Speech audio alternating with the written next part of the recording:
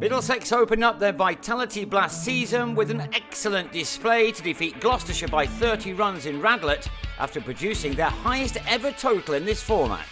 Put in after losing the toss didn't bother new captain Stevie Eskenazi any. The opener had a fantastic T20 season a year ago and he simply picked up from where he'd left off. The first two deliveries of this Blast season were dispatched to the boundary and this was just the start. Eskenazi added a couple more fours to his tally in the second over to have a good crowd at Radlett believing that this was the start of something very special.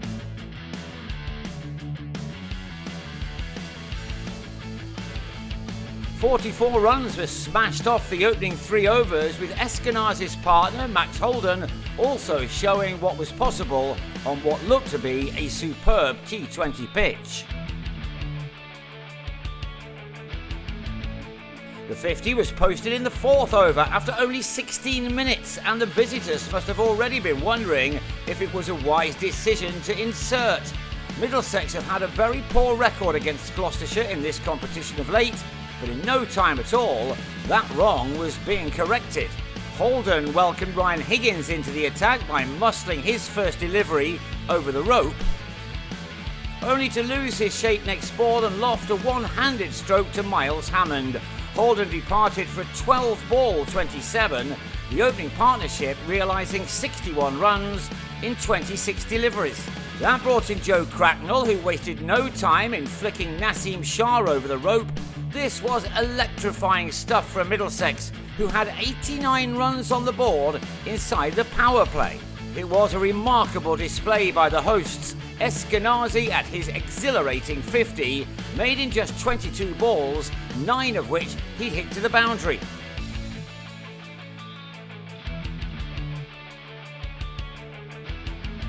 And the runs just kept on flowing. Tom Smith, the next to be treated with disdain, first by Cracknell and then by Eskenazi.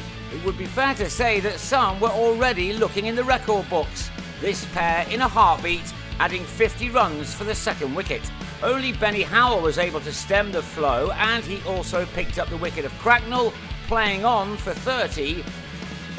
By the midway point of their innings, Middlesex had amassed an incredible score of 133 for 2. Eskenazi continuing to flay the ball to all parts. The skipper looked set to record his second T20 century. 2 more boundaries off Shah took his tally of 4s to 13 and his score to 87 from only 36 balls.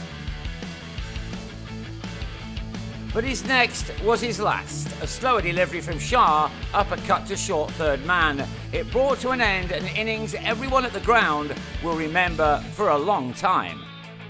With him gone, Owen Morgan picked up the baton. Glenn Phillips hit down the ground for 6. And the Irishman then deposited Howell for another maximum as runs followed runs and followed runs. Alas, Martin Anderson was unable to join the party as he was run out for 5 following a mix-up.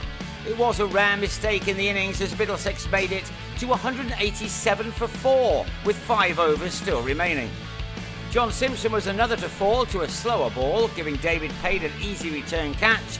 Simpson gone for 2, just 7 runs coming from the 16th over. And Morgan was then out in the next one, an outstanding catch in the deep by Hammond as the batter for once mistimed and departed for 41 runs to his name, made from 24 balls. Runs were suddenly harder to come by, but Middlesex passed 200 in over 18, only to lose Luke Holman for 4 to another fine catch, this one by Phillips.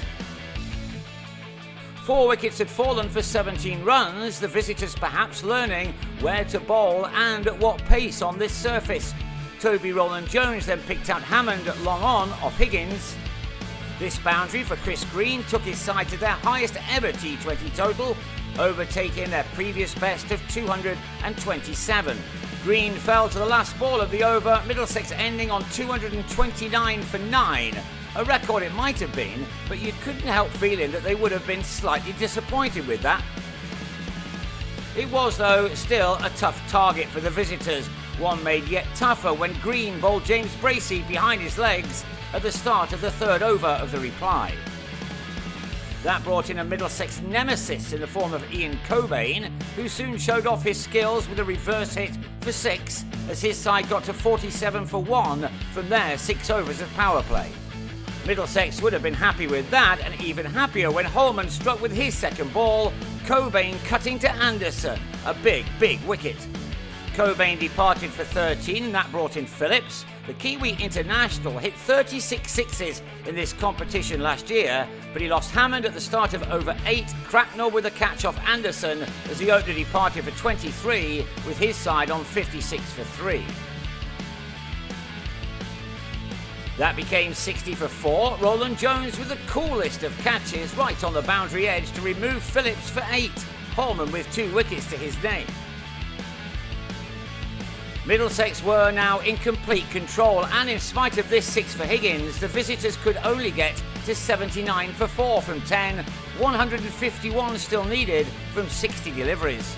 It was an impossible task, Jack Taylor having to throw the bat and in doing so playing on to Blake Cullen after making 19.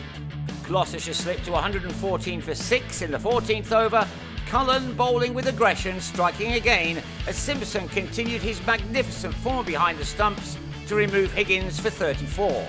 Although the match had long been over as a contest, even at this early stage, net run rate would have been on the players' minds, so these 2 sixes off successive balls from Howell did have some meaning, even though 78 was still needed for Gloucestershire for the remaining 4 overs. Howell fell for an entertaining 46, a leading edge off Anderson, finding Roland Jones.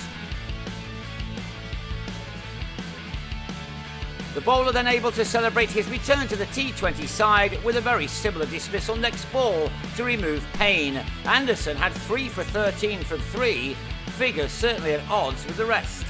The total read 174 for 9 in the penultimate over, Roland Jones with a simple return catch to see off Smith. Anderson's figures were ruined in the last over as the game ended as it had started, with runs aplenty. 3 sixes were hit as 21 runs were scored off the final over, Gloucestershire finishing on 199 for 9. That gave Middlesex a comfortable enough victory by 30 runs, and a lot of positives can be taken down to Southampton, where they meet Hampshire on Friday evening.